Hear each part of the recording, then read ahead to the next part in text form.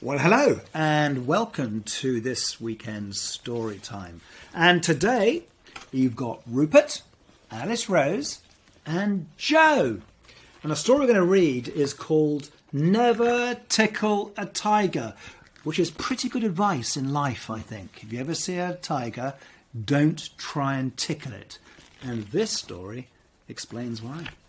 It's about a little girl called Izzy. And we start off. Izzy was forever shuffling and jiggling, squirming and twitching, wriggling and fiddling. She just couldn't help it. And if you look, there's pictures of her doing all the things. She was such a fidget, she couldn't stop it. And all the time, she was doing something. It happened at home. Izzy, stop playing with your peas, said Dad. At school. Izzy, stop painting your pigtails, said Miss Potterhurst. It happened when she went to her grandma's. Izzy, stop knotting my knitting, said Grandma. And as for parties, well... I wonder if you know anyone like this who just can't sit still. I wonder if there's anybody we know, a little bit like that. I don't know. Izzy, stop jiggling the jelly, cried everyone. No matter how hard she tried, Izzy just couldn't keep still. It's no good, she sighed. I'm just a jiggler. And that's that. So when one day Class 4B went on a trip to the zoo, it came as no surprise to anyone that Izzy was wriggling, jiggling, shuffling and fiddling as soon as they walked through the zoo gates. And look, there's the jiggling jelly. And then they're going to the zoo gates and Izzy can't sit still. What's going to happen? Stop stroking the snake, said Miss Potterhurst.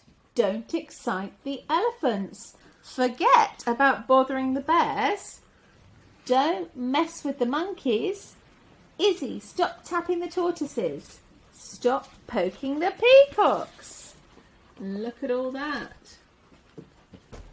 It's all the things she mustn't do that she wants to do. And she does do them. Oh. She starts doing them all. Uh-oh. Oh.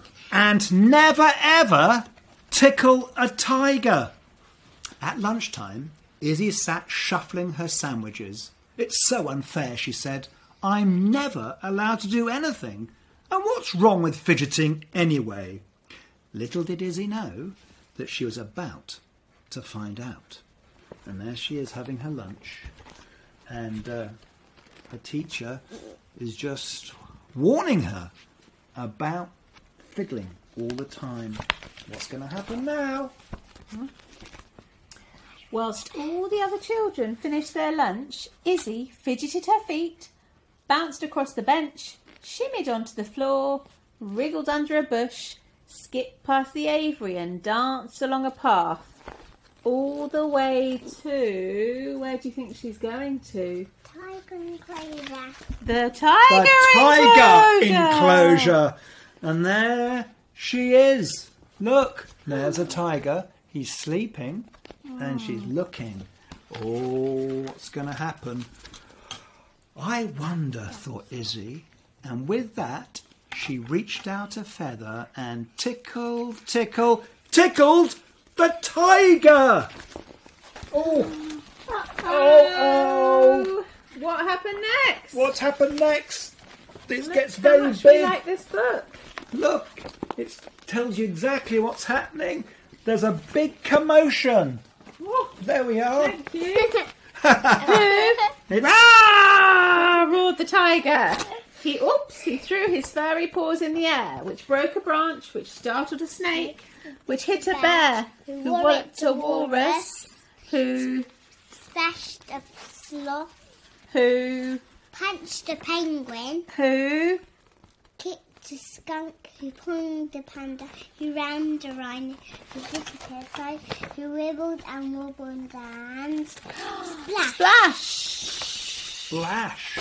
Oh no, look at that. Splash. Splash! Ah! The parrot is squawking and everything.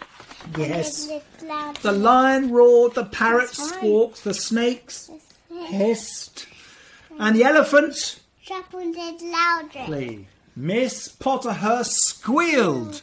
The children giggled and the zookeeper came running. It was all pandemonium and it was all Izzy's fault. Look, Uh-oh. there it all is. Look, there's absolute pandemonium going on, all because she tickled the tiger. Uh-oh. Stop! Shouted Izzy. At the top of her voice.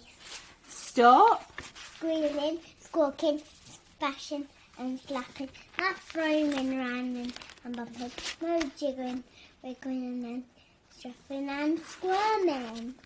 Right, she shouted at them all to stop doing all those things, didn't she?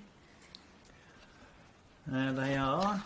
And guess what? It worked. The zookeeper stopped running. Miss Potterhurst stopped. Squealing, The children stopped. giggling, And all the animals went back to their... homes. And as for Izzy, Wow. you were right all along, Miss Potterhurst, she said. I'll never, ever tickle a tiger again. But...